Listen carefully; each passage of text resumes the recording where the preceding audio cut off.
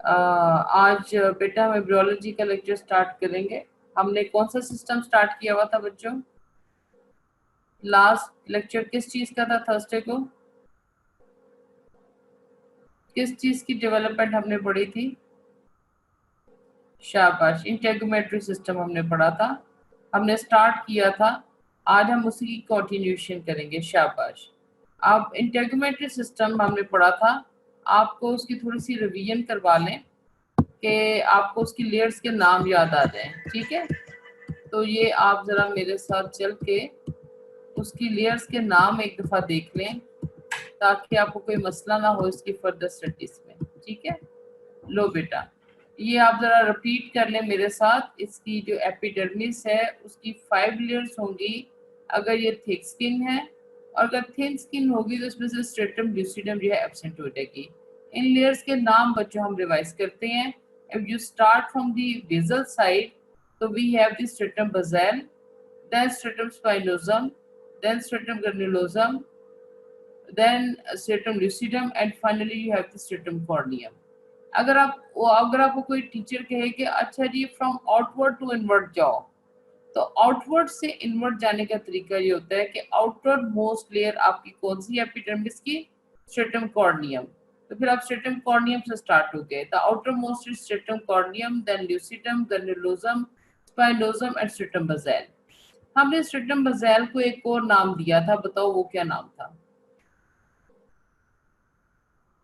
Stratum basal को बच्चों हमने एक और नाम दिया था, वो क्या नाम दिया था?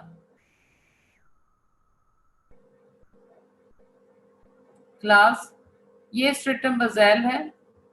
ठीक है, अब आपने very good, stratum germinativum, very good, very good, शाबाश।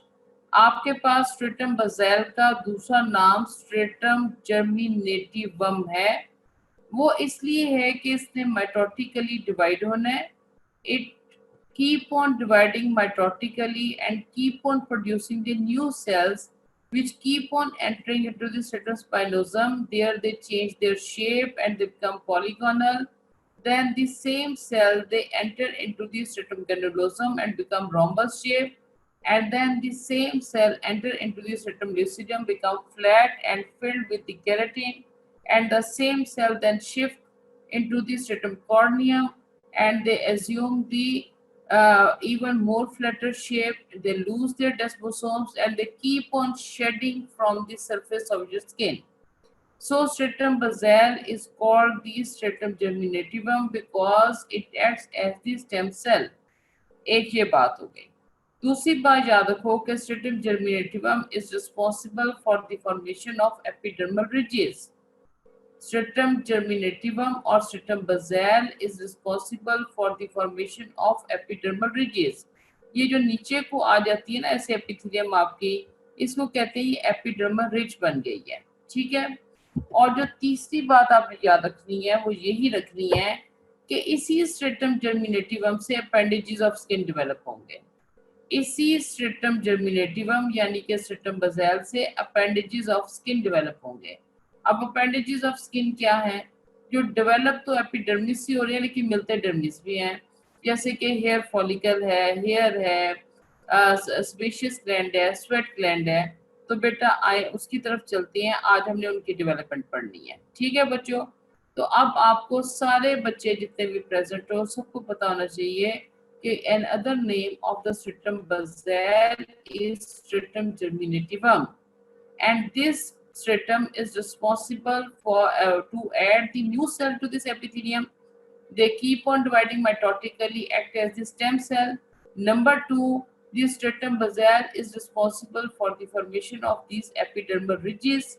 Number 3, this stratum basal is responsible for the formation of appendages of skin. ठीक है, अब हम आगे चलते हैं।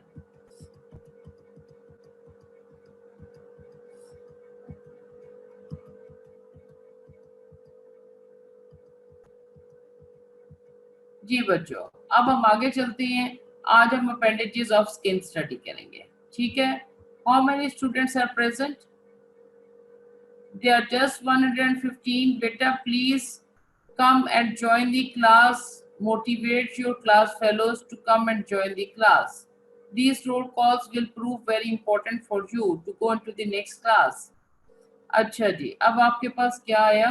अपेंडिजेस ऑफ स्किन में आज जो हम स्टडी कर रहे हैं वो हम कर रहे हैं हेयर फॉलिकल, हेयर की डेवलपमेंट, स्वेट ग्लैंड की डेवलपमेंट और सेबेशियस ग्लैंड की डेवलपमेंट। ठीक है, अब सबसे पहले हेयर की बात करते हैं। तो ये देखो बच्चों, यहाँ पर आपको एक प्रोजेक्शन नजर आ रही है, solid projection. This is the solid projection that is arising from the stratum germinativum. मैंने आपको भी ऊपर बताया ना कि stratum germinativum is stratum basal and the appendages of the skin they develop from the stratum germinativum. Okay. Now the first step in the formation of hair is that it appear in the form of bud, and this bud is arising from the stratum germinativum. Then it extends deep into the dermis in the form of solid projection.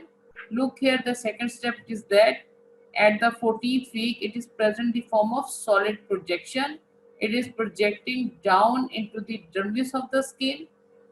First step is that in the formation and development of the hair is that the hair bud is formed. There is a budding of the hair from the stratum germinativum, and when this will happen? During the 12th week of fetal life. 12th week of fetal life पे hair budding start होगी और उसके बाद 14th week में यही bud extend करेगा downward as a solid projection deep into the dermis. ठीक है जी, अब आप उसके बाद नेक्स्ट देखो कि 18th वीक तक क्या डेवलपमेंट हो चुकी है आपके पास। 16 to 18 वीक में ये डेवलपमेंट होगी कि आपका ये जो हेयर फॉलिकल है it will extend further into the dermis and what you will see that there is indentation. ये देखो यहाँ पे एक डेंट पड़ गया है, एक इन्वेजिनेशन डेवलप हो गई है हेयर फॉलिकल के बेस पे। ये हेयर फॉलिकल का बेस है, इसके बेस में देखो इस पॉइंट के ऊपर कोई डेंट नहीं है। ठीक है बच्चों, यहाँ पर देखो हेयर फॉलिकल एक सॉलिड सेल्स की प्रोजेक्शन की फॉर्म में एक्सटेंड कर रहा है। नेक्स्ट स्टेप क्या हुआ है नेक्स्ट वीक में कि इसके बेस के ऊपर एक इंडेंटेशन आ गई है, एक डेंट पड़ गया है। इसको कहते हैं हेयर पेपिला। हेयर पेपिला वो जगह होती है जहां पर ब्लड वेसल्स और नर्व्स नहीं आना है। आप अपने बालों में हाथ फेरो तो आपको सेंसेशन फील होंगी, वो ये नर्व प्लेक्सिस होता है जो हेयर रूट के ऊपर पड़ा हुआ होता है और यही वो ब्लड वेसल्स हैं which acts as a source of nutrition for the hair. अगर डर्मल पेपिला डेड हो जाएगा तो हेयर भी गिर जाएगा, आपका हेयर फिर ग्रो नहीं कर सकेगा। हेयर की न्यूट्रिशन कहाँ से आ रही है? It is coming from the blood vessels which is present in this hair papilla. अब ये hair papilla कहाँ पे बना है? It is formed at the base of the hair follicle and it is present in the form of indentation. ठीक है, अब उसके बाद क्या हुआ कि आपके ये जो सेल्स स्ट्रेटम जर्मिनेटिव को सॉलिड बन के नीचे एक्सटेंड कर रहे थे, उसके जो सेंटर वाले सेल हैं उनमें केराटिनाइजेशन स्टार्ट हो जाएगी। वो केराटिनाइज्ड होके हेयर बना देंगे। ये हेयर का शेफ्ट है जो अपवर्ड ग्रो करेगा। ये देखो यहाँ पर ये अपवर्ड ग्रो कर रहा है और इस पॉइंट पर ये ग्रो करता हुआ स्किन से बाहर निकल गया है। Can you see this class do you understand what I am talking about? Give me your response. Okay, so I repeat again so you will remember it from here. The hair it grows from the stratum germinativum in the form of bud and this budding takes place during the 12th week. 12th week में hair का bud बनेगा। ठीक है बच्चों, कहाँ से बन रहा है, कहाँ से budding हो रही है, कौन रिस्पॉन्सिबल है हेयर बड बनाने का? Class please give me an answer. Hair की बडिंग कहाँ? स्ट्रेटम बज़ैल से। वेरी गुड, आप इसको स्ट्रेटम बज़ैल भी कह सकते हैं, आप इसको स्ट्रेटम जर्मिनेटिवम भी कह सकते हैं। वेरी गुड, शाबाश। 14th वीक पे यही बर्ड एक सॉलिड प्रोलिफरेशन की फॉर्म में एक्सटेंड करेगा डाउनवर्ड इनटू द डर्मिस। ये डाउनवर्ड एक्सटेंड करता जाएगा इनटू द डर्मिस और फिर इसके बेस के ऊपर एक इंडेंटेशन आएगी और एक डेंट पड़ जाएगा। इस इंडेंटेशन को हम कहेंगे ये डर्मल पेपिला है। ये जगह ऑक्यूपाई कर लेगा connective tissue of the dermis, और connective tissue of the dermis mesenchyme से बनता है और इसमें ब्लड वेसल्स बन जाएंगी, नर्व्स आ जाएंगी। This will act as a source of nutrition for this hair. और जो इस बर्ड के सेंटर वाले सेल हैं उनमें केराटिनाइजेशन स्टार्ट हो जाएगी और वो हेयर का शेफ्ट बनाएंगे, and this hair will grow then upward, and finally it will come out of the skin as in front of you around 23rd to 28th week। और सबसे पहले जो हेयर आती है ना, ये आईब्रोज की आती हैं और अपर लिप की आती हैं, और इनको लेन्यूगो हेयर कहते हैं। ये शेड हो जाएंगे एट द बिफोर बर्थ और या at the time of birth, और उसके बाद फिर कोर्स हेयर आते हैं from the new hair follicle. ठीक है बच्चों, ये बात आपको समझ आ गई है। अब आप इसमें एक पॉइंट और देखो कि सेंटर वाले सेल की तो केराटिनाइजेशन हमने करवाई, वो हेयर शेफ्ट बने और हेयर शेफ्ट फिर स्किन से बाहर आ गया। एक बात ये हो गई। दूसरी बात ये देखो कि कुछ सेल जो इस सॉलिड प्रोलिफरेशन के बाहर वाले थे वो हेयर फॉलिकल की एक शीट बन गए हैं, और इसको हम नाम देते हैं एपिथेलियल रूट शीट।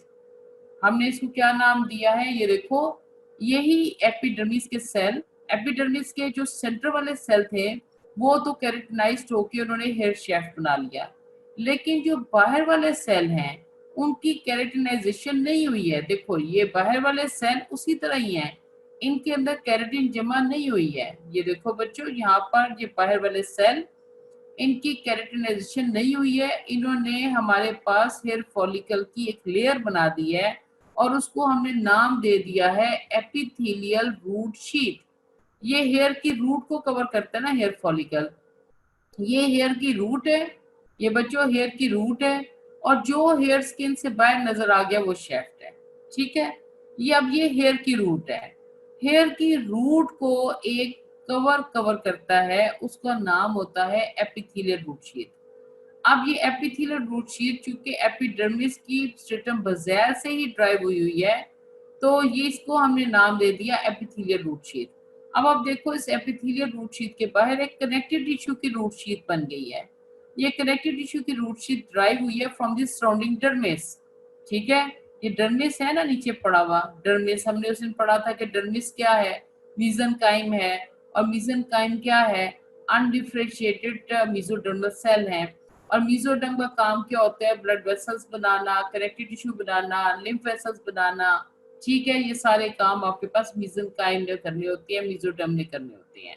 अब आपके पास ये जो हेयर है ये उसकी बन गई रूट, और ये उसका बन गया शेफ्ट। शेफ्ट स्किन से बाहर निकल गया, रूट को दो लेयर ने कवर कर लिया।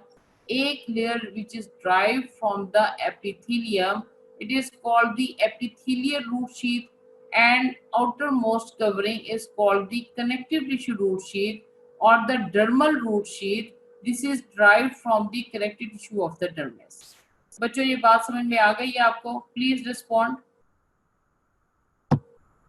Please respond class, please respond. Okay, the अब आपको ये बात समझ में आनी चाहिए। The hair it has a shaft which comes out of the skin. अपने हेयर को देखो जो स्किन से बाहर आया हुआ है, दैट इज द शेफ्ट। अगर आप अपने हेयर को एक को प्लक करो तो उसके नीचे एक व्हाइट सी चीज आपको नजर आएगी, that will be the root. ठीक है, अब इस रूट को कवर करने के लिए एक कवरिंग है, प्रोटेक्टिव कवरिंग, जिसको हम फॉलिकल कहते हैं। ये फॉलिकल की दो लेयर्स होती हैं, एक ये एपिथेलियल रूट शीट है जो कि एपिथेलियम से ड्राइव हो रही है, जर्मिनेटिव लेयर से ड्राइव हो रही है, इसलिए इसको एपिथेलियल रूट शीट कह दिया है। और इस रूट शीट के बाहर आपके पास एक कनेक्टिव टिश्यू की शीट बन जाती है। ये शीट, ओ बेटा ये मैक्सिमाइज करवाने की बात पहले आपने क्यों नहीं कही? लो जी, मैक्सिमाइज हो गई है। अच्छा बच्चों, ये आपके पास हेयर का शेफ्ट है, ये जो हेयर आपका स्किन से बाहर निकलाता है दैट इज द शेफ्ट। अब अपना एक हेयर प्लग करो तो उसके नीचे एक वाइट सी चीज होती है, that is the root. Root की प्रोटेक्शन के लिए एक कवर मैंने उसके ऊपर चढ़ाया होता है। इस कवर की दो लेयर होती हैं, इस कवर को कहती हैं हेयर फॉलिकल। ठीक है, एक लेयर वो है जो इस स्ट्रेटम जर्मिनेटिवम से ड्राइव हुई है, और ये स्ट्रेटम जर्मिनेटिवम से ड्राइव हुई है, इसलिए इसका नाम एपिथेलियल रूट शीट है। इसके बाहर एक और शीट आ जाती है जो कि सराउंडिंग डर्मल से ड्राइव की जाती है, इसलिए इसको डर्मल रूट शीट भी कहते हैं और इसको कनेक्टिव टिश्यू रूट शीट भी कहते हैं, क्योंकि ये कनेक्टिव टिश्यू की बनी हुई होती है। ठीक है बच्चों, अब आपके पास क्या है, हेयर बड है, हेयर की फिर प्रोलिफरेशन होगी इनटू द डर्मिस, हेयर बड के नीचे बेस पे इंडेंटेशन आएगी जो कि डर्मल पेपिला या हेयर पेपिला बना देगा। हेयर पेपिला के अंदर ब्लड वेसल्स होंगी, नर्व्स होंगी जो इसको सप्लाई करेंगी। सेंटर वाले सेल जो बड के होते हैं वो केराटिनाइज्ड होके हेयर रूट और हेयर शैफ्ट बना देंगे, और जो बाकी के सराउंडिंग सेल होंगे वो एपिथेलियल रूट शीट बना देंगे। ठीक है बच्चों, क्या आपको ये चीज समझ में आ गई है? अच्छा, अब आप इसके अंदर से एक चीज और देखो, क्या आपको नजर आ रहा है कि एपिथेलियल रूट शीट से बडिंग हो रही है? Can you see this budding from the epithelial root sheath? Class respond करें। Class, can you see this budding? Can you see this budding? I want to see more roll numbers apart from Aruj and few students who are constantly responding. All of you should participate. No, this is the epithelial root sheath, and kindly look at the budding. There is a budding from the epithelial root sheath, and this is the budding for the sebaceous gland. This is the primordium of the sebaceous gland. इस budding से sebaceous gland बनेगा, sebaceous gland। ठीक है, अगर आपको gland का chapter याद हो हिस्टोलॉजी में, तो उसमें हमने पढ़ा था कि सेबेशियस ग्लैंड सिंपल होता है। ग्लैंड सिंपल कब कहलाता है? जब उसकी डक्ट ब्रांच नहीं करती। तो सेबेशियस ग्लैंड की डक्ट ब्रांच नहीं करती, इसलिए ये सिंपल है। लेकिन इसका जो स्क्रीटरी पोर्शन होता है वो सैक लाइक होता है और ब्रांच करता है। क्योंकि वो सैक लाइक होता है और ब्रांच करता है, इसलिए इस ग्लैंड का नाम होता है सिंपल ब्रांच्ड एसिनर ग्लैंड। ठीक है, तो देखो अब इसके डक्ट तो इसकी एक ही है, डक्ट इसकी एक ही होगी और हेयर फॉलिकल में खुलेगी, क्योंकि ये हेयर फॉलिकल से बडिंग होके बन रहा है। ठीक है, लेकिन इसका जो स्क्रीटरी पार्ट है वो सैक लाइक है और उसके अंदर कंपार्टमेंट्स बनने शुरू हो गए हैं। ये 3 कंपार्टमेंट्स बन गए हैं, इसलिए इस ग्लैंड का नाम होगा सिंपल ब्रांच्ड एसिनल ग्लैंड। ठीक है, अब सेबेशियस ग्लैंड का काम क्या होता है कि sebaceous gland lipid rich secretions produce करता है जिसको सीबम कहते हैं। ये सीबम इधर हेयर फॉलिकल की इस पैसेज में डाला जाता है और इसको पाइलोसेबेशियस कैनाल कहते हैं। और इस पाइलोसेबेशियस कैनाल और इस कैनाल के जरिए ये सीबम जो है सरफेस ऑफ द स्किन पे आ जाता है। अब सीबम क्या करता है? सीबम आपकी स्किन को टेक्सचर देता है, सॉफ्ट रखता है, अल्ट्रावायलेट रेज से प्रोटेक्ट करता है, और इसका थोड़ा बहुत एंटी माइक्रोबियल एक्शन भी होता है। ठीक है, तो सीबम जनाब कहाँ से प्रोड्यूस हो रहा है? सेबेशियस ग्लैंड के सेल से। और ग्लैंड ही के चैप्टर को अगर आप याद करो तो आपने मोड ऑफ सिक्रीशन में पढ़ा था holocrine type of gland. Holocrine type of gland क्या करते हैं? जब अपनी सिक्रीशन रिलीज करते हैं तो क्या करते हैं क्लास? क्या होता है जब एक ग्लैंड का मोड ऑफ सिक्रीशन होलोक्राइन हो? वो अपना सारे का सारा सेल डिसइंटीग्रेट करके अपनी सिक्रीशन रिलीज करता है। तो sebaceous gland holocrine mode of secretion से अपनी सिक्रीशन रिलीज करेगा। ये जब सीबम बाहर रिलीज करेगा तो सारा का सेल टूट जाएगा, सारे का सारा सेल टूट कर डिसइंटीग्रेट होकर अपनी सिक्रीशन रिलीज करेगा into the pilosebaceous canal. This canal is pilosebaceous canal, और इस कैनाल के जरिए से हेयर के साथ होती होती ये secretion surface of the skin के ऊपर आ जाएंगी। ठीक है, आपने सेबेशियस ग्लैंड की डेवलपमेंट भी पढ़ ली। ठीक है बच्चों, अच्छा, sebaceous gland under the control of sex hormones, और इसीलिए ये प्यूबर्टी की ऑनसेट के साथ काम करते हैं। इसीलिए किसी बच्चे को कभी भी एक्नी जो होती है ना वो प्यूबर्टी से पहले नहीं होती। जब भी एक्नी होगी प्यूबर्टी की ऑनसेट के साथ होगी या उसके बाद होगी। ठीक है, ये बात समझ में आ गई है कि they are under the control of sex hormones and they start functioning with the onset of puberty, so you never have the acne before the onset of puberty। ये आपके सेबेशियस ग्लैंड की डेवलपमेंट हो गई। अच्छा, अब देखो आपके पास है sweat gland.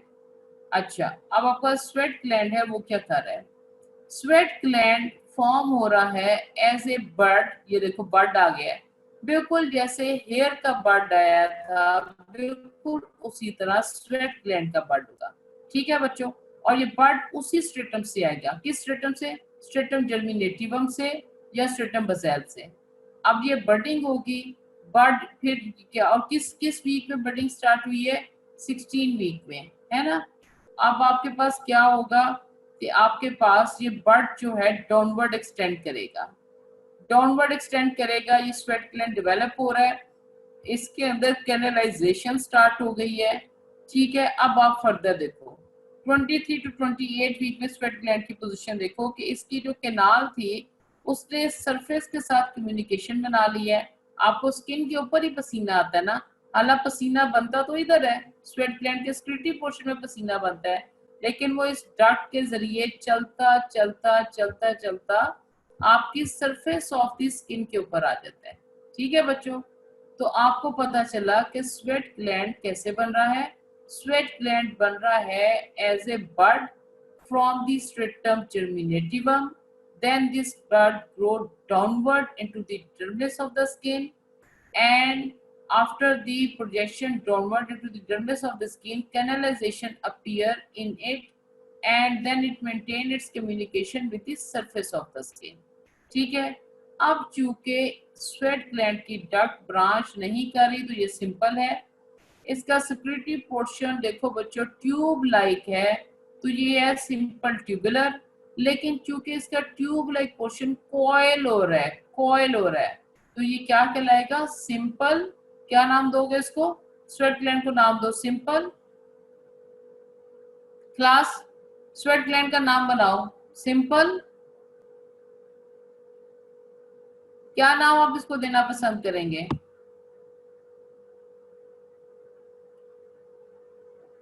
Simple coil tubular glands, very good, simple coil tubular gland. Mohammad Haseeb, excellent answer, simple coil tubular gland, very good class.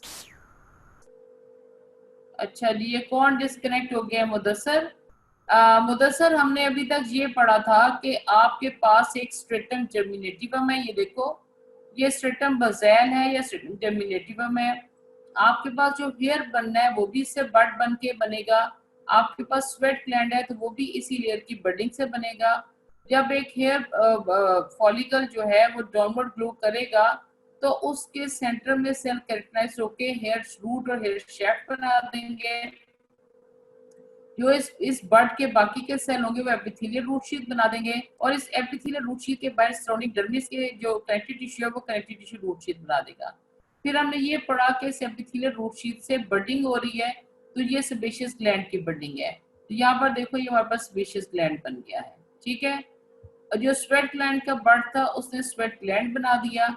ये स्वेट ग्लैंड की डक्ट सिंगल है तो ये सिंपल है, इसका स्क्रीटी पोर्शन ट्यूब लाइक है लेकिन कॉइल हो रहा है, इसका नाम हो जाएगा सिंपल कॉइल्ड ट्यूबुलर ग्लैंड। ठीक है, तो अब आपको पास जो नेक्स्ट ट्विस्ट आता है ना, ट्विस्ट ये आता है बच्चों कि आपके पास स्वेट ग्लैंड दो तरह के हैं। एक स्वेट ग्लैंड ये है जिसकी डेवलपमेंट आपने मेरे साथ पढ़ ली, और ये स्वेट ग्लैंड कहलाएगा एक्राइन स्वेट ग्लैंड, जो कि आपके पास स्वेट प्रोड्यूस करता है, और ये स्वेट सीधा आपकी सरफेस ऑफ द स्किन पे आता है।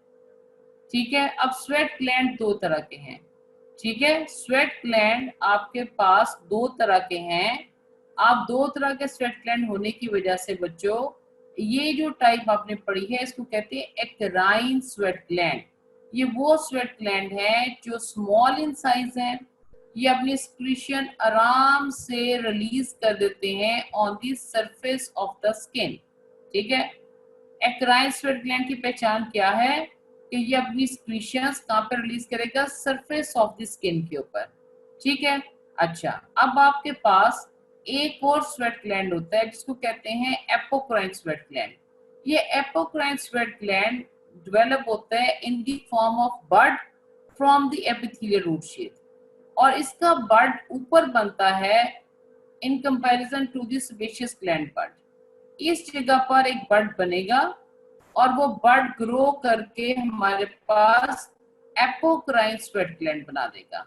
तो एपोक्राइन स्वेट ग्लैंड की सिक्रीशंस कहाँ पे रिलीज होंगी? हेयर फॉलिकल के अंदर, इस पाइलोस्पेशियस कैनाल में जाएंगी और पाइलोस्पेशियल कैनाल से गुजरते हुए वो सरफेस ऑफ स्किन पे आएंगी। ठीक है, अब आपको एक चीज पता चल गई कि आपके पास दो तरह के स्वेट ग्लैंड हैं, जैसे कि अरूज ने लिखा, वेरी गुड अरूज। एक है एक्राइन और दूसरे का नाम है एपोक्राइन।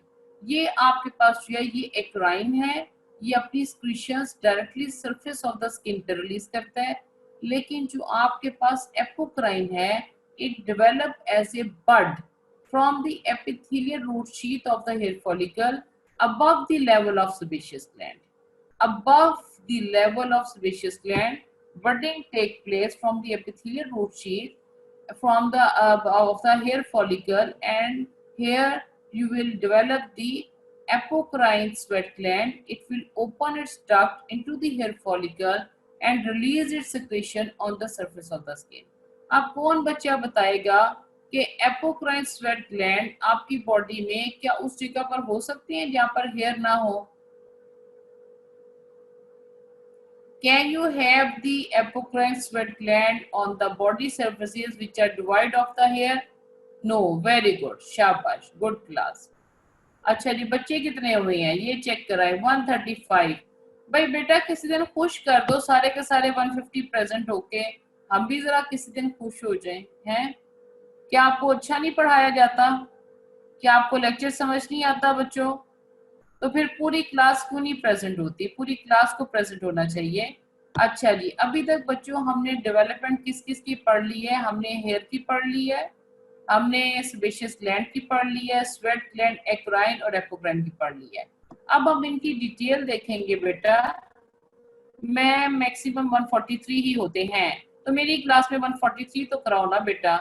तो अब आप ये बताओ कि रुखसार 143 है, तो 143 अभी नहीं हुए, अभी हमारे पास बच्चे हुए हैं 135। बाकी कोई 8 बच्चे बचते हैं, उनको जगाओ।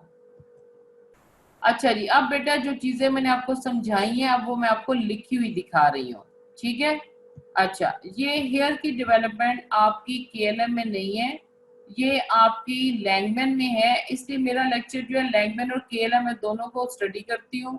फिर जो चीजें आपके एग्जाम के पॉइंट ऑफ व्यू से इंपॉर्टेंट होती हैं उनको मैं नोट करती हूँ और एक लेक्चर आपका बना देती हूँ। ठीक है, अब वही बात जो हमने हेयर की थी वो क्या थी कि hairs begin development as solid epidermal proliferation from the germinative layer that penetrate the underlying dermis। क्या आपने ये बात देख ली थी ना यहाँ पर कि ये डेवलप हुआ है स्ट्रेटम जर्मिनेटिवम से और उसने पेनिट्रेट कर लिया है इनटू द डर्मिस। ठीक है, लिखना आपने इसको ऐसे है, at the terminal ends the hair bud invaginate. क्या यहाँ पर हेयर बड इन्वेजिनेट हुआ था? ये देखो, क्या ये हेयर बड इन्वेजिनेट हुआ है? क्या उसने हमारे पास डर्मल पेपिला या हेयर पेपिला बना लिए? ठीक है, अच्छा at their ends the hair bud invaginate, the invaginations the hair papillae are rapidly filled with mesoderm in which vessels and nerve endings develop. ठीक है जी, ये बात आपको समझा दी है ना, ये वाली बात आपने समझ ली है स्लाइड से, है ना, कि ये ऐसे ग्रो किया, इसके बेस ने फिर इनवेजिनेट किया, इंडेंटेशन आई, यहाँ पे हेयर पेपिला बना, इसमें मेसोडर्म आया, मेसोडर्म जिसमें ब्लड वेसल्स और नर्व्स बनाती है ना, ये बात थी हमने की है। फिर हमने ये भी पढ़ा कि cells in the centre of the hair bud become spindle shaped and characterised forming the hair shaft, and peripheral cells become the cuboidal and give rise to the epithelial hair root sheath। जरा दोबारा चलते हैं, यहाँ पर चलो, ये देखो centre वाले सेल कैरेक्टराइज्ड हुए, इन्होंने हेयर रूट और हेयर शेफ्ट बना दिया, और जो पेरिफेरल सेल्स थे इन्होंने हमारे पास एपिथेलियल रूट शीथ बना दी, और सराउंडिंग डर्मिस ने हमारे पास कनेक्टिव टिश्यू या डर्मल रूट शीथ बना दी। ये देखो, द डर्मल रूट शीथ का दूसरा नाम कनेक्टिव टिश्यू रूट शीथ है, क्योंकि डर्मस क्या है? Dense irregular connective tissue. The dermal root sheath is formed by the surrounding mesenchyme. अच्छा, अब ये एक चीज है जो हमने उधर अभी नहीं डिस्कस की। ठीक है, ये एक मसल होता है जो हेयर के अपरेटस के साथ अटैच होता है, इस मसल ने कॉन्ट्रैक्ट करके हेयर को इरेक्ट करना होता है, जैसे खौफ के मारे होता है। ठीक है। अच्छा जी, ये एक स्मॉल स्मूथ मसल सेल है। सबसे पहले तो आपको पता होना चाहिए कि इरेक्टर पाइली मसल स्केलेटल नहीं है, कार्डियक तो डेफिनेटली नहीं है, और ये एक क्या है, ये एक स्मूथ मसल है। ठीक है। अब ये कहाँ से ड्राइव होता है, from the mesenchyme and is usually attached to the dermal root sheath. अब हम इस मसल को जरा चल के देखते हैं। सारे बच्चे किस मसल को मेरे साथ जाके देखेंगे, इरेक्टर पाइली मसल। ये देखो बच्चों, ये आपको एपिथियस की जो एपिथेलियल रूट शीथ के बाहर जो शीट थी, इसका नाम है डर्मल रूट शीथ और कनेक्टिव टिश्यू रूट शीथ। ये सराउंडिंग मेसोडर्म से ड्राइव हुई है या मेसेनकाइम से ड्राइव हुई है। अब इस outer most dermal root sheath या outer most connective tissue root sheath से क्या राइज हो रहा है, इरेक्टर पाइली मसल। ठीक है। अच्छा, एक तरफ तो ये मसल अटैच हुआ होता है हेयर फॉलिकल के साथ, और दूसरी तरफ से जाकर अटैच हो जाता है यहाँ पर, जहाँ पे डर्मल पेपिला बनते हैं। ये डर्मल पेपिला है। आपने पढ़ा था ना कि ये जो कनेक्टिव टिश्यू डर्मिस का है, ये ऊपर की तरफ एक्सटेंड करके डर्मल पेपिला बनाता है। आपको डर्मल पेपिला याद है कि पिक्चर दिखाऊं आपको? पिक्चर देख लो फिर याद आ जाएगा, क्योंकि ये चीजें ऐसी है जो आपको याद आ रहनी चाहिए। यहाँ पर आपको एक पिक्चर दिखाते हैं। ये आपके पास डर्मिस जो है वो अपवर्ड एक्सटेंड होता है, ई वेजिनेट करते हैं और डर्मल पेपिला बना लेता है ना, याद आ गया। और एपिथेलियम स्ट्रेटम जर्मिनेटिवम डाउनवर्ड इनवेजिनेट करती है और एपिडर्मल रिजेस बना लेती है। ठीक है, हम इसकी बात कर रहे हैं। अब वापस चलो बच्चों यहाँ पर। अच्छा, ये आपके पास इरेक्टर पाइली मसल है। ये अराइज करता है from the connective tissue root sheath और the dermal root sheath, and it is on one side it remains attached to the hair follicle, and on other side it will go and attach to the dermal papilla। ठीक है। और ये contract करके hair को erect करता है। अब आपने एक चीज याद रखनी है, अगर कहीं पर हेयर फॉलिकल नहीं है तो हेयर फॉलिकल से ही आपके पास सेबेशियस ग्लैंड बन रहा है, आपके पास एपोक्राइन स्वेट ग्लैंड बन रहा है ना, आपके पास इरेक्टर पाइली मसल बन रहा है। अगर हेयर है तो आपके पास ये सारी चीजें होंगी, और अगर कहीं से हेयर एब्सेंट है तो ये सारी चीजें इकट्ठी एब्सेंट होंगी। ये बात आपने याद रखनी है। अगर हेयर है तो हेयर फॉलिकल भी है, आपके पास सेबेशियस ग्लैंड भी है, आपके पास इरेक्टर पाइली मसल भी है, और आपके पास एपोक्राइन स्वेट ग्लैंड भी है। और अगर ये एक चीज मिसिंग है तो फिर ये सारा कुछ मिसिंग हो जाएगा। क्या ये बात आपको समझ आई है बच्चों? ठीक है। By the end of the third month, the first hair appear on the surface in the region of eyebrow and upper lip.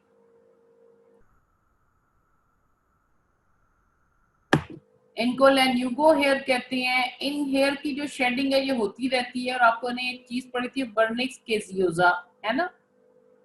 Wernicke's केजियोजा में क्या क्या था, ये वाले हेयर लेन्यूगो हेयर थे, साथ उसके क्या था, वो वाले सेल जो स्ट्रेटम कॉर्नियम के शेड हो रही हैं, है ना, याद आया, पेरिडर्म के सेल, फिर उसके बाद स्ट्रेटम कॉर्नियम के सेल जो शेड हो रही हैं, और उसके साथ किसकी स्पीशीज थी, सेबेशियस ग्लैंड की, वर्निक्स केजियोजा, है ना।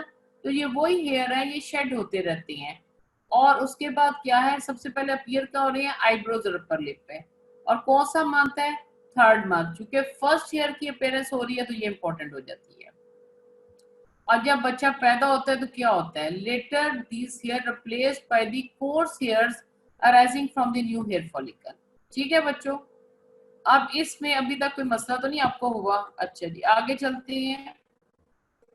एब्नॉर्मेलिटीज ऑफ द हेयर डिस्ट्रीब्यूशन, या तो एक्सेसिव हेयरीनेस हो सकती है या एब्सेंस ऑफ हेयर हो सकते हैं। अगर एक्सेसिव हेयरीनेस है तो उसको कहेंगे हाइपरट्राइकोसिस। ठीक है। अब ये हाइपरट्राइकोसिस आपने पढ़ा था ना मेरे साथ, स्पाइना बाइफिडा की टाइप्स, तो हमने पढ़ी थी कि स्पाइना बाइफिडा अकल्टा होती है, जिसके ऊपर जो है टफ्ट ऑफ हेयर होता है for the purpose of protection, है ना। तो ये एक्सेसिव हेयरीनेस एक तो स्पाइना बाइफिडा अकल्टा के ऊपर टफ्ट ऑफ हेयर की फॉर्म में हो सकता है या बॉडी के किसी भी हिस्से पे हो सकता है। पिछली स्लाइड के बारे में दोबारा बता दें। अच्छा, by the end of the third month के एंड पर फर्स्ट हेयर अपीयर होंगे। अब पिक्चर पे चलो, ये देखो, ये आपके पास by the end of the third month hair जो है आपके पास अपीयर होगा by the end of the third month, ठीक है। और पहला हेयर जो अपीयर होते हैं वो आईब्रोज पर और अपर लिप पर होते हैं। ये जो हेयर अपीयर होते हैं ना ड्यूरिंग दी फीटल डेवलपमेंट, इनको कहते हैं लेन्यूको हेयर। इन हेयर ने शेड होना होता है। ये लेन्यूको हेयर शेड हो कर एक सक्रीशन का हिस्सा बनते हैं जो कि बड़ी चीजी सी, स्टिकी सी, ग्रीसी सी लेयर बन जाती है बेबी के ऊपर। उसको कहती है वर्निक्स केजियोजा। ये वर्निक्स केजियोजा प्रोटेक्ट करता है बेबी को from the harmful effect of the substances of the amniotic fluid. क्योंकि बच्चे ने स्विमिंग पूल में तो नहीं ना करनी, बच्चे ने तो स्विमिंग एमनियोटिक फ्लूइड के अंदर करनी है। तो एमनियोटिक फ्लूइड में उसका यूरिन भी जा रहा है, बाइल भी है, सॉल्ट्स भी हैं, डेड सेल्स भी हैं।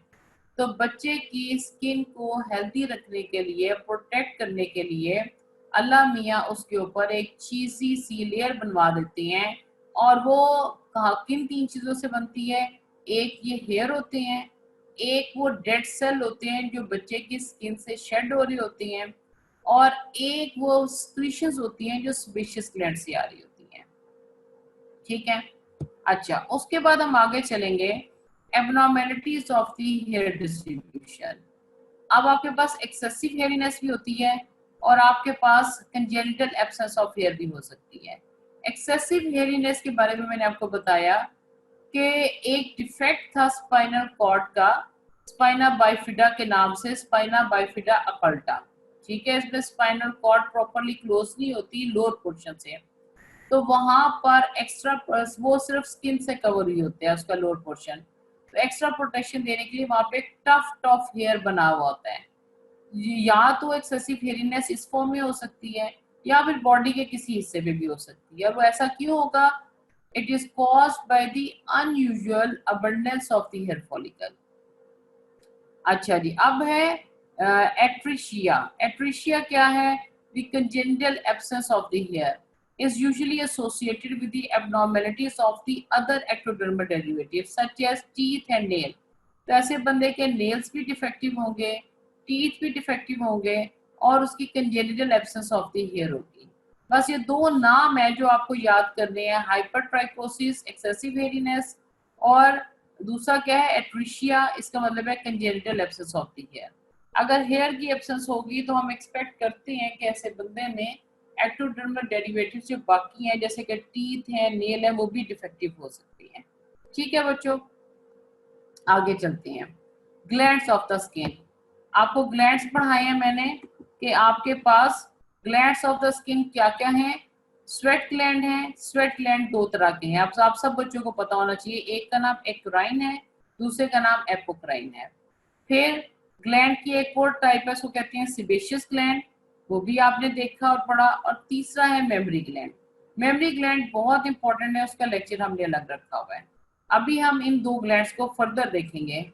They are derive from the epidermis and grow into the dermis. ये बात तो आपको पता है ना, इसीलिए इनको क्या कहते हैं? इसीलिए memory gland, sebaceous gland, sweat gland क्या कहलाते हैं? Appendages of the skin. Appendages of the skin, ठीक है। यानी कि ये बनते तो एपिडर्मिस से हैं लेकिन प्रेजेंट कहां पर होती है? डर्मिस पे। लो बच्चों, सेबेशियस ग्लैंड की वही बात जो समझाई थी। cellular buds develop from the side of the developing epidermal root sheath of the hair follicle, bud invade the surrounding dermocranial tissue and branch to form the primordia of the several alveoli, hollow sac, and their associated ducts. The central cell of the alveoli break down, forming the oily substance sebum, which is the secretion from sebaceous gland that protect the fetal skin against the friction and dehydration। ठीक है, fetal skin को किन दो चीजों से बचा रहा है? फ्रिक्शन से और डिहाइड्रेशन से। फ्रिक्शन से कैसे बचा रहा है? वर्निक्स केजियोजा बनवाकर, और डिहाइड्रेशन से प्रोटेक्ट कर रहा है, क्योंकि सीबम की जो स्पीशीज होती है लिपिड वाली होती हैं, तो लिपिड का काम होता है वाटर प्रूफ सा थोड़ा सा कर देना, ठीक है, डिहाइड्रेशन से बचाता है। तो आपके पास सेबेशियस ग्लैंड की पिक्चर दोबारा देख लो ताकि आपको याद हो जाए ये कैसे बन गया है। सेबेशियस ग्लैंड बन रहा है in the form of bud from the epithelial root sheath of the hair follicle. ये बड फिर आगे जाके फर्दर ग्रो करेगा और इसका जो स्ट्रीटी पोर्शन है वो सैक लाइक होगा। तो ये सिंपल ब्रांच्ड एल्वेओलर ग्लैंड होगा, इसके सेल्स अपनी सीबम बनाएंगे और सेल पूरे का पूरा डिसइंटीग्रेट होकर अपनी सिक्रीशन रिलीज करेगा। ये सारी बात आपको इस स्लाइड में समझा दी गई है, ठीक है जी। अच्छा, उसके बाद अब आप स्वेट ग्लैंड्स पर आओ, तो इस पिक्चर में दो तरह के स्वेट ग्लैंड आपको दिखा दिए गए हैं। एक ये स्वेट ग्लैंड है जो कि डायरेक्टली स्किन के ऊपर खुल रहा है, तो आप इसको क्या नाम देना पसंद करोगे बच्चों, बताओ। The sweat gland which directly opens on the skin, what do you call it? Class? अच्छी क्लास? एक्राइन। एक्राइन भी सिंपल भी बिल्कुल ठीक है, eccrine simple coil tubular gland, बिल्कुल सही। अब देखो ये स्मॉल इन साइज है, directly surface of the skin पे खुल रहा है। इसके मुकाबले में अब एक और स्वेट ग्लैंड देखो, it is larger in size, it is larger in size, it is not opening to the surface of the skin, rather it is opening into the hair follicle, है ना। इसका नाम बताओ क्या होगा, apocrine. Very good, very good Ayesha Zafar, इसका नाम apocrine होगा। अरूज एक्सीलेंट, सिद्रा गुड गर्ल्स, इसका नाम होगा एपोक्राइन। अब आपको पता लग गया कि आपके पास स्वेट ग्लैंड जो है वो दो तरह की होती हैं, एक का नाम एपोक्राइन है और दूसरे का नाम एक्राइन है। एक्राइन जो है डायरेक्टली सरफेस ऑफ स्किन पे खुलेगा और स्मॉल इन साइज होगा। एपोक्राइन की स्पीशीज होंगी ना जो sticky lipid rich secretions produce करेगा इनटू द हेयर फॉलिकल, ठीक है जी। और जो आपके पास ये एक्राइन स्वेट ग्लैंड होता है इसकी सिक्रीशंस वाटरी होती हैं, आपका पसीना वाटरी होता है, लेकिन जो ये एपोक्राइन स्वेट ग्लैंड होते हैं इनकी सिक्रीशंस लिपिड रिच होती हैं। तो ma'am apocrine sweat gland thick नहीं होगा, थिक क्यों होगा, थिक का क्या मतलब है बेटा, आप क्या पूछना चाह रहे हो एमन?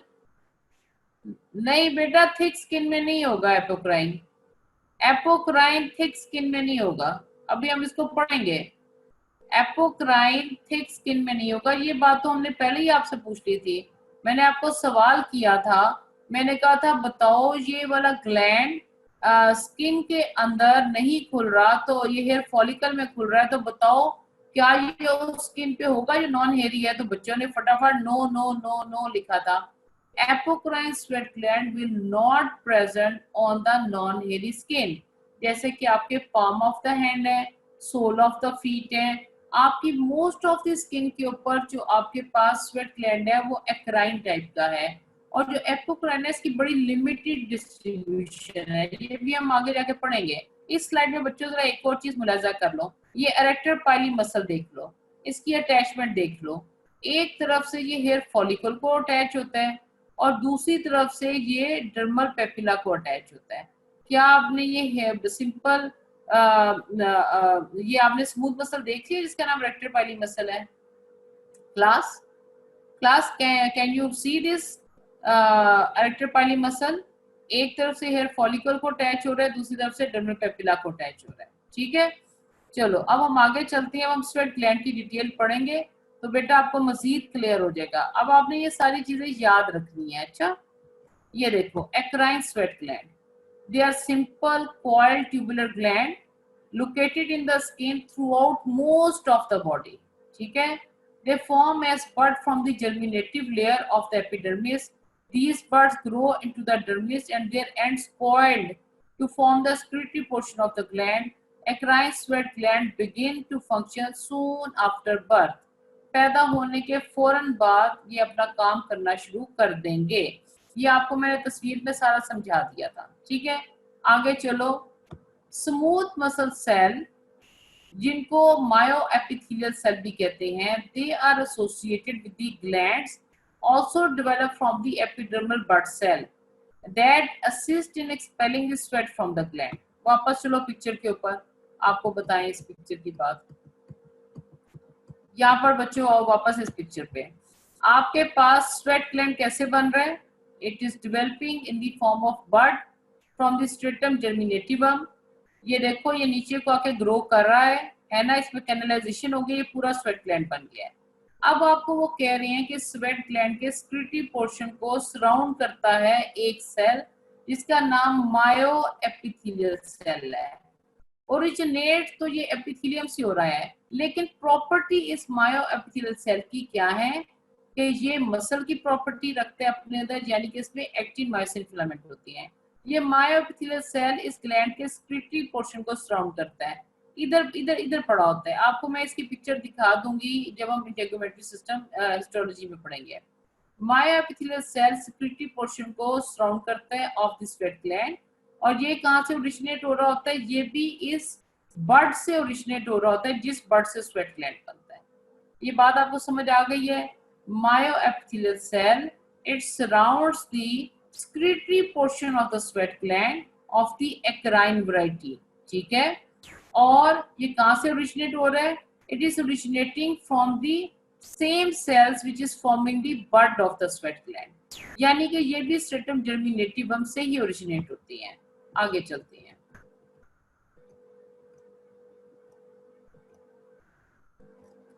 अच्छा जी, अब आपके पास जो एक्राइन स्वेट ग्लैंड है, ये मीरोक्राइन मोड ऑफ सिक्रीशन से अपनी सिक्रीशन रिलीज करती हैं। मीरोक्राइन का मतलब है कि they do not lose any cytoplasm from their cell and they just release their secretion by exocytosis and are involved in the temperature control. जब आपको गर्मी लगती है, आपको पसीना आता है, पसीना आने के बाद पसीना जब इवेपोरेट होता है पीछे कूलिंग इफेक्ट छोड़ता है, ठीक है जी। अच्छा, apocrine sweat gland, distribution of the enlarged pseudoriferous producing sweat apocrine sweat gland is mostly confined to। अब बेटा किसी बच्ची ने पूछा था कि जी apocrine sweat gland कहाँ पे मिलेंगे, तो these are the location where you can find the apocrine sweat gland। Number 1 axillary, आपने एक्सिला पढ़ा हुआ है अपर लिम्ब में, एक्सिला में एक्सिलरी प्यूबिक हेयर में, एक्सिलरी हेयर में होंगे pubic hair, perineal region and areola. ये वो जगह हैं जहां पर आपको ये एपोक्राइन स्वेट ग्लैंड मिलेंगे। क्योंकि इनकी डिस्ट्रीब्यूशन लिमिटेड है, इसलिए ये चीजें आपके पास एमसीक्यू बन के आ सकती हैं, ठीक है जी। अच्छा, अब आप आगे चलें। They begin to develop during puberty, ठीक है। Arise from the same epidermal buds that produce hair follicle, बताया था ना आपको। और ये कहाँ से निकलेंगे इनकी ducts? These sweat gland ducts open onto the hair follicle instead of the skin, superficial to the entry of the sebaceous gland। वापस पिक्चर पे चलो, यही सारी बातें आपको समझाएगी। ये देखो इस पिक्चर पे चलो, आपको मैंने ये समझाया था कि एपोक्राइन स्वेट ग्लैंड यहाँ से ओरिजिनेट होगा from the epithelial root sheath in the form of bud, and this bud is formed superior to the sebaceous gland। इस जगह पर आपके पास apocrine sweat gland बनेगा। It is formed due to the budding of the epithelial root sheath above the formation of sebaceous gland। It will release its secretion into the hair follicle। ठीक है बच्चों, इसमें कोई इश्यू तो नहीं है? समझ आ गई इस बात की? ठीक है बच्चों, ये बातें सारी समझ आ गई हैं। ये ग्लैंड इंपॉर्टेंट है। पेरिनियल रीजन बेटा होता है जो कि आपके जो एक्सटर्नल जेनिटेलिया होते हैं, जो एनल रीजन होता है उसको सराउंड कर रहा होता है, उस एरिया को पेरिनियल रीजन कहते हैं। External genitalia and anal region, that is the perineal region. अच्छा जी, अब आगे चलेंगे तो आपके पास है कि ये वाले ग्लैंड, अब इस किताब में कहा गया है जो आपकी एम्ब्रियोलॉजी की है कि इनको एपोक्राइन इसलिए कहते हैं कि ये अपना एपिकल साइटोप्लाज्म शेड करते हैं अलोंग विद द सिक्रीशन। लेकिन आपकी हिस्टोलॉजी की बुक में कहा जाता है कि ये अपनी मोड ऑफ सिक्रीशन जो है वो मीरोक्राइन से करते हैं। बहरहाल जब आप एम्ब्रियोलॉजी का करो तो आप एपोक्राइन के अंदर यही आंसर लिख दो कि they are classified as apocrine because a portion of the secretory cytoplasm, secretory cell cytoplasm is shed and incorporated into the secretion। तो आपने पढ़ा था ना 3 तरह की स्पीशीज होती हैं, एपोक्राइन, मीरोक्राइन, होलोक्राइन। मीरोक्राइन में साइटोप्लाज्म लूज नहीं होता, एपोक्राइन में एपिकल पोर्शन लूज होता है और होलोक्राइन में सारा सेल टूट जाता है। तो वो कह रहे हैं कि इसको हमने एपोक्राइन ग्लैंड इसलिए कहा है कि ये अपनी species apocrine mode of species से रिलीज करता है कि अपना apical portion of cytoplasm shed कर देता है। Secretions by apocrine sweat gland is influenced by the hormones and does not begin until puberty. अब कौन सी दो चीजें हैं जो प्यूबर्टी से पहले काम नहीं कर रही? एक ये एपोक्राइन स्वेट ग्लैंड है और दूसरे कौन सी हैं? जल्दी बताओ, कौन सी दो चीजें हैं जो प्यूबर्टी के साथ काम शुरू करेंगी? क्लास जल्दी से बताओ क्लास। सेबेशियस ग्लैंड एंड दो चीजें दूसरा कौन सा ग्लैंड है? Apocrine, very good. Sebaceous gland and apocrine, they both start their function with the onset of puberty as they are under the control of the hormones. ठीक है, very good, good class. ये बात important है, आपने कभी नहीं भूली कि why they start functioning with the onset of puberty. आपने जवाब देना है, they are influenced by the hormones, so they start their functioning with the onset of puberty. ठीक है बच्चों, आगे चलते हैं। डिजीजेस ऑफ द मेलानोसाइट, हमने मेलानोसाइट पढ़े थे। मेलानोसाइट डेवलप आपके पास कहाँ पे होती हैं? डर्मिस में, है ना। और मेलानोसाइट को कौन बना रहा था? क्लास जरा दो ना पिछला से जवाब, पिछले लेक्चर का। मेलानोसाइट कहाँ से डेवलप हुए थे? No stratum basal, wrong. Neural crest cell, excellent Hamna, excellent नहीं। डर्मिस भी रॉन्ग है, मीसेनकाइम भी रॉन्ग है। Neural crest cell is the right answer. Neural crest cell, Hamna, hats off to you, well done, clap for Hamna. Melanocyte, they develop from the neural crest cell. Neural crest cell in the late embryonic life enter into the dermis of the skin. Very good, thank you class. Neural crest cell late in the embryonic life enter into the dermis of the skin. There they differentiate into the melanoblast. Melanoblast will then go at the junction of the dermoepidermal junction, and from here they enter into the stratum basal. फिर ये stratum basal में रहते हुए अपना cytoplasmic processes बनाएंगे जो extend करेंगे into the keratinocyte of the stratum spinosum, और उनके अंदर फिर ये मेलानिन अपनी रिलीज कर करके उनमें डालते जाएंगे। और इनकी मेलानिन की वजह से आपकी स्किन का कलर है, आपके बालों का कलर है। अब आप इमेजिन करो, ये XD क्या है बेटे? XD क्या है? Mohammad Haseeb, what is XD? ये किस चीज का एब्रिविएशन है बेटे? XD का क्या मतलब होता है? स्माइल, वाह, अच्छा जी। अब आपके पास डिजीजेस ऑफ मेलानोसाइट है, it is a symbol of love. Good, अच्छे बच्चे हो, हंसते रहते हो, अपने हंसने से दिल मजबूत हो जाता है। Good class. अच्छा जी, डिजीजेस ऑफ मेलानोसाइट, अब हम देखेंगे diseases of melanocyte. Diseases of melanocyte क्या है कि एक का नाम होता है पाइबाइल्डिज्म। बाइल्डिज्म का मतलब होता है बालों का ना होना, ठीक है। और दूसरा है वार्डेनबर्ग सिंड्रोम।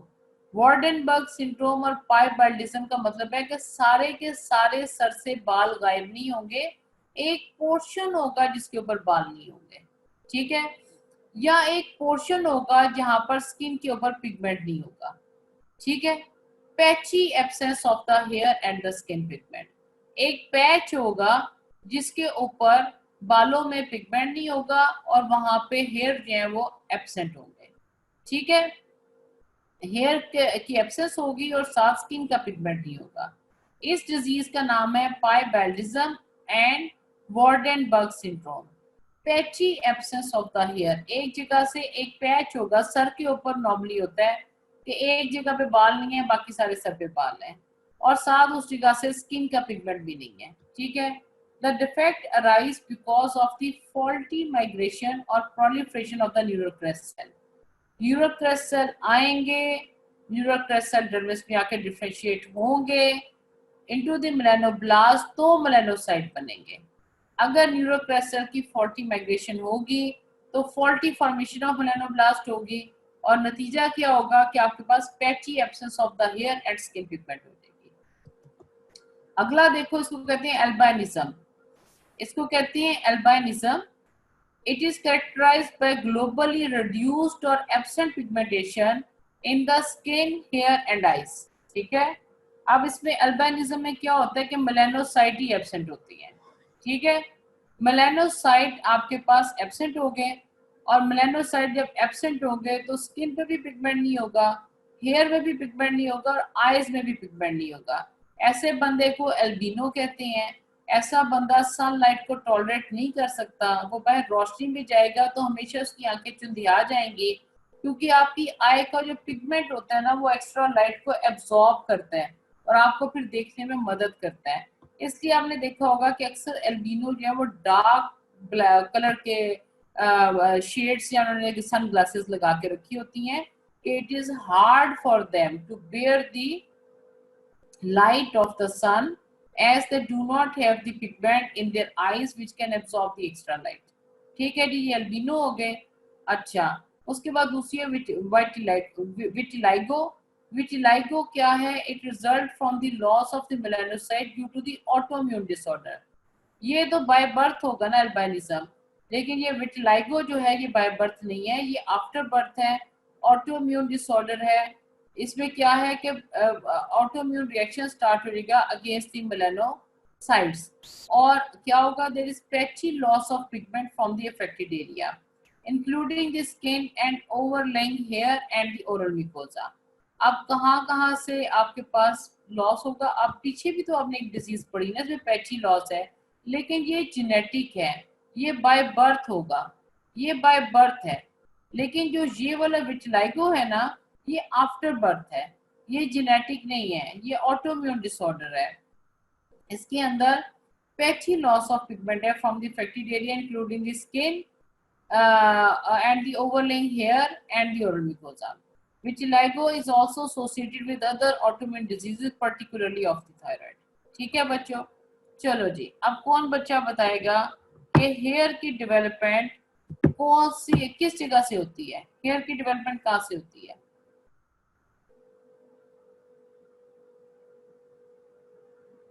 हेयर की डेवलपमेंट बच्चों कहाँ से होगी? हैं? ये जिस बच्चे ने डर्मिस लिखा है रॉन्ग है। अफनान, डर्मिस से नहीं होती।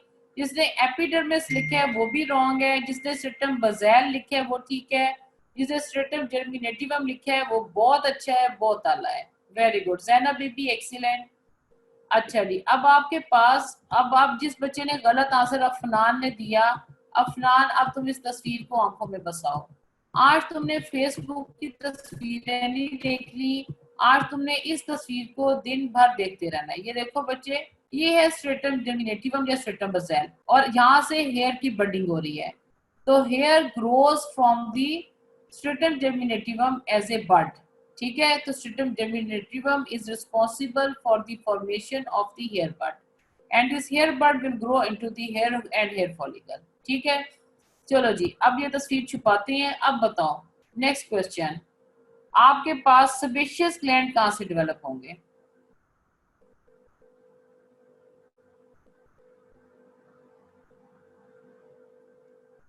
कहाँ से बडिंग हो रही है? बडिंग कहाँ से हो रही है? बडिंग कहाँ से हो रही है?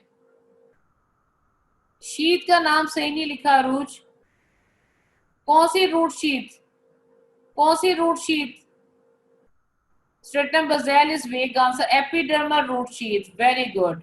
एपिडर्म एपिथेलियल रूट शीत करेंगे बेटा, एपिडर्मल नहीं। बडिंग फ्रॉम एपिडर्मल नहीं, एपिथेलियल रूट शीत है। एपिथेलियल रूट शीत है बच्चों।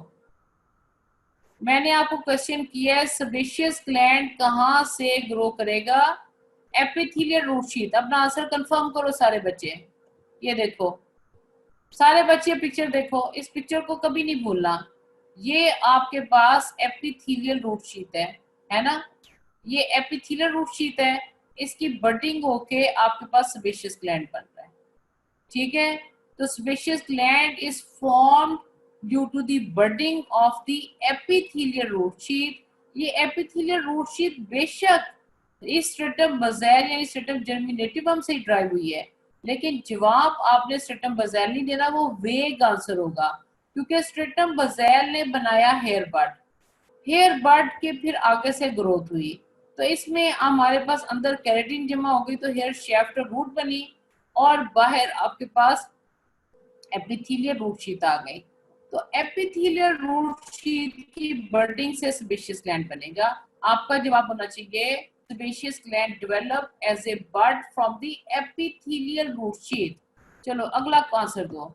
आपके पास एरेक्टर पाइली मसल कहां से ग्रो करेगा?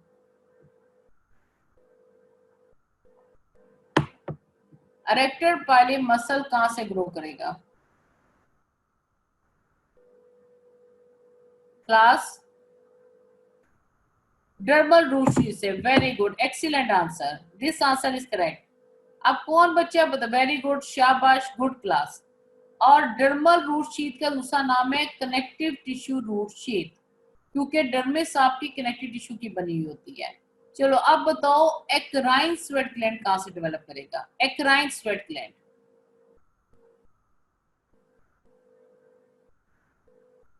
एक्राइन स्वेट ग्लैंड बेटा, yes, it develop from the stratum बज़ैल।